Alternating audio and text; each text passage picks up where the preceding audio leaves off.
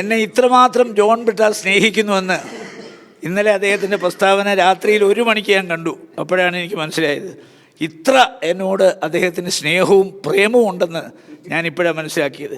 അദ്ദേഹത്തിൻ്റെ പാർട്ടിയാണ് മഞ്ചേരിയിൽ എന്നെ വളഞ്ഞിട്ട് ആക്രമിച്ചത്, മനസ്സിലായില്ലേ? ആൾക്കൂട്ട വിചാരണ നടത്തിയത്. പക്ഷേ അന്ന് ഞാൻ ഒളിച്ചോടിയില്ല. അന്ന് രാത്രിയിൽ എന്നെ കോടതിയിൽ ഹാജരാക്കി. കോടതി അപ്പം തന്നെ എനിക്ക് ജാമ്യം തന്നു.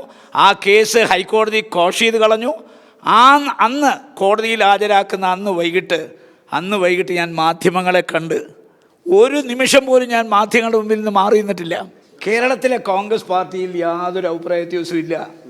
ഞാൻ പറഞ്ഞല്ലോ, കേരളത്തിലെ കോൺഗ്രസ് പാർട്ടിയിൽ KPCC പ്രസിഡൻറ്റ്, അതുപോലെ തന്നെ പ്രതിപക്ഷ നേതാവ്, വർക്കിംഗ് കമ്മിറ്റി മെമ്പർ, സംഘടനാ ചുമതലയുള്ള ജനറൽ സെക്രട്ടറി KC വേണുഗോപാൽ അടക്കം എല്ലാ കാര്യങ്ങളും കൂട്ടായിട്ട് ആലോചിച്ചിട്ടാണ് അവർ തീരുമാനിക്കുന്നത്. ആ തീരുമാനത്തിന് വിരുദ്ധമായി ആര് നിൽക്കുന്നോ അവരൊക്കെ പാർട്ടി വിരുദ്ധരാണെന്ന് നമ്മൾ പറയും.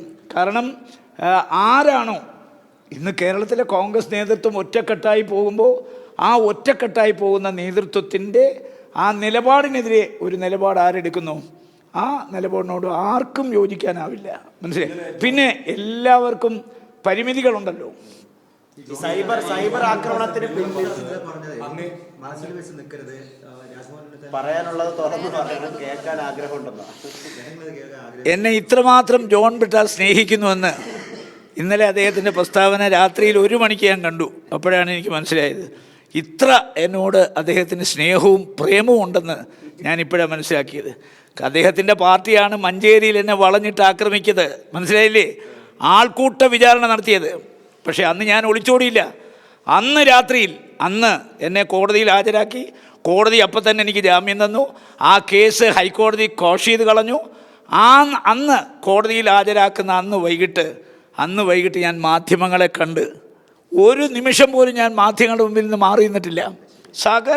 നിങ്ങൾ പരിശോധിച്ച് നോക്കിക്കോ, സകല വിചാരണയും ഞാൻ നേരിട്ടു. കാരണം എനിക്കറിയാം ഞാൻ കുറ്റം ചെയ്തിട്ടില്ല, മനസ്സിലായോ?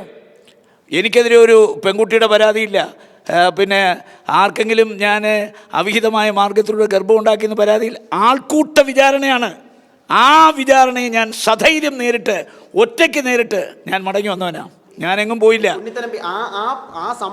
അല്ല അതുകൊണ്ട് ഞാൻ പറയാം, അന്ന് എന്നെ ആ അവസ്ഥയിലാക്കിയ ബ്രിട്ടാസിൻ്റെ പാർട്ടി, ബ്രിട്ടാസിൻ്റെ മുഖ്യമന്ത്രി, പുള്ളിയുടെ പ്രിയ തോഴൻ അന്ന് എന്നോടൊരു സഹതാപം കാണിച്ചിരുന്നെങ്കിൽ എൻ്റെ രാഷ്ട്രീയത്തിൽ ഞാനും എൻ്റെ കുടുംബം അനുഭവിച്ച യാതനയും വേദനയും ഞങ്ങൾക്കെല്ലാം അറിയൂ. അന്നും ഇന്നും എൻ്റെ കുടുംബം എന്നോടൊപ്പം ഉണ്ട്. അതാണ് എൻ്റെ ശക്തി. കാരണം അവർക്കറിയാം